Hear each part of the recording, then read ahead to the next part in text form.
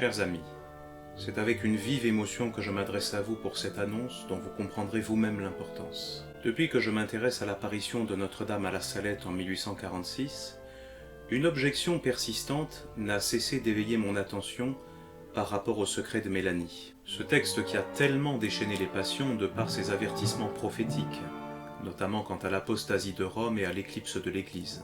Cette objection dont je vous parle consiste précisément à douter de l'origine mariale de ces graves paroles, ce qui certes n'est pas un dogme de foi, mais tout de même, au motif qu'elles ne se retrouveraient pas dans le manuscrit que Mélanie rédigea en juillet 1851 pour le pape Pie IX. C'est en effet ce manuscrit qui a, paraît-il, été retrouvé en octobre 1999 par Michel Corteville au Vatican.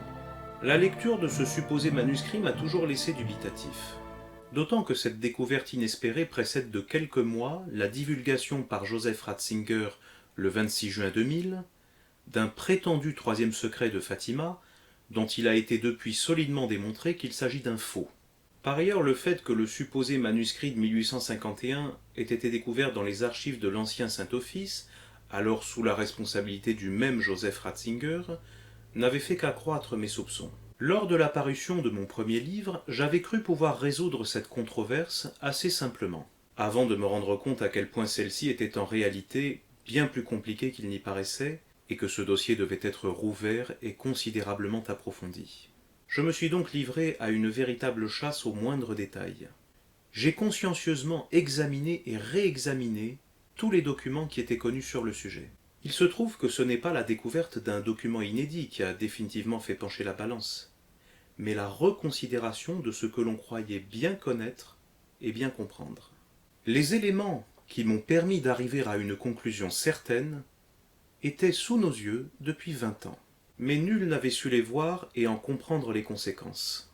De même que nul n'avait vu le lien entre l'agenda maçonnique dévoilé par Diana Vaughan et Vatican II, que nul n'avait vu que Jean XXIII avait enseigné le salut universel dans 3 de ses encycliques dont Pacem in Terris, et que nul n'avait vu que la brochure de Mélanie n'avait jamais été mise à l'index, puisque le décret de 1923 ne mentionne qu'une édition augmentée de 1922, et que, comme le disent bien les canonistes, lorsqu'une édition précise est visée par un décret, celle-là seulement est condamnée. Je détiens désormais les preuves définitives que le prétendu manuscrit de Mélanie, découvert en 1999 au Vatican, n'est qu'un faux grossier, et qui, avec l'affaire du faux troisième secret de Fatima, constitue une seule et même opération de désinformation et de manipulation. Les révélations mariales de La Salette et de Fatima gênent les actuels occupants du Saint-Siège. Elles les gênent au point de les avoir poussés à vouloir les faire oublier, par la fabrication de fausses révélations ne disant absolument rien de la crise et de l'apostasie que nous vivons. C'est un aveu de faiblesse.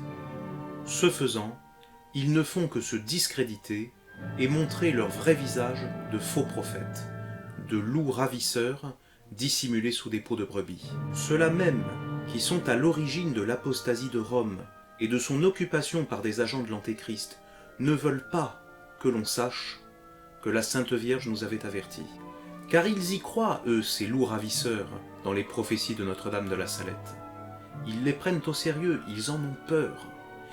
Ils y croient, sinon, pourquoi auraient-ils voulu les faire disparaître? Il faut bien en effet, chers amis, que vous vous rendiez compte de l'importance de cette découverte. La secte conciliaire a fabriqué un faux secret de la Salette, ne disant rien de l'apostasie de Rome et de l'éclipse de l'Église. Ils prennent tellement au sérieux ce secret de la Salette qu'ils ne veulent pas que vous le connaissiez. Comment alors nous-mêmes ne le prendrions-nous pas au moins autant au sérieux que Rome perdra la foi et deviendra le siège de l'Antéchrist. L'Église sera éclipsée et le monde sera dans la consternation. Pourquoi la secte conciliaire voudrait-elle faire oublier ces solennels avertissements, sinon parce qu'elle en est elle-même une concrétisation? De manière négative, cette contrefaçon moderniste de l'Église ne fait qu'accréditer malgré elle l'authenticité du secret de la Salette, tout en nous confirmant qu'elle n'est pas la véritable Église, elle qui enseigne dans Dignitatis Humanae la fausse liberté religieuse, en promulguant pratiquement mot pour mot ce que le pape Pie IX avait solennellement condamné dans Quanta Cura en 1864, pour ne citer que cet exemple. Le résultat de mes recherches est donc, vous le comprenez sans doute, une accablante pièce à conviction contre la secte moderniste, contre la fausse église antéchristique issue de la nouvelle Pentecôte de Jean 23, pour reprendre les mots qu'il employait lui-même. Pour prouver l'inauthenticité du texte découvert en 1999 par Michel Corteville et attribué à Mélanie, je m'appuie désormais sur des preuves indiscutables. Tellement indiscutables que deux écrivains qui jusqu'alors m'avaient apporté la contradiction ont finalement changé d'avis pour me rejoindre sur ce constat. Je puis vous dire le nom de l'un de ces deux écrivains, puisqu'il prépare actuellement la publication d'une plaquette reprenant l'un de mes arguments, dont il m'attribue loyalement la paternité. Il s'agit de Maurice Cagnoni. Celui-ci a été définitivement convaincu par l'un des 5 arguments que je développe dans mon prochain livre, quasiment prêt à être publié.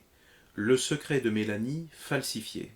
Ce que je vous propose à travers cet ouvrage, ce n'est pas simplement une réfutation méthodique et soignée aux allures d'enquête criminelle de cette imposture, mais aussi un véritable voyage à travers la mission de Mélanie, à travers les grâces merveilleuses que Notre-Dame lui a données pour faire passer son message à tout son peuple, à travers cet apocalypse marial qui nous a été miséricordieusement donné par la Vierge des Douleurs au cours de cette apparition de la Salette, la plus importante de tout le XIXe siècle. Plus vite j'obtiendrai les souscriptions nécessaires, plus vite vous pourrez prendre connaissance de l'ensemble des arguments par lesquels je prouve définitivement que la secte conciliaire et antéchristique a fabriqué un faux secret de la Salette. Encore une fois, je sais pouvoir compter sur vous, et je vous en remercie chaleureusement. La vérité triomphera, et les ennemis de Dieu n'auront pas le dernier mot. Dieu sera servi et glorifié. Vive Notre-Dame de la Salette, et que Jésus soit aimé de tous les cœurs. Ainsi soit-il.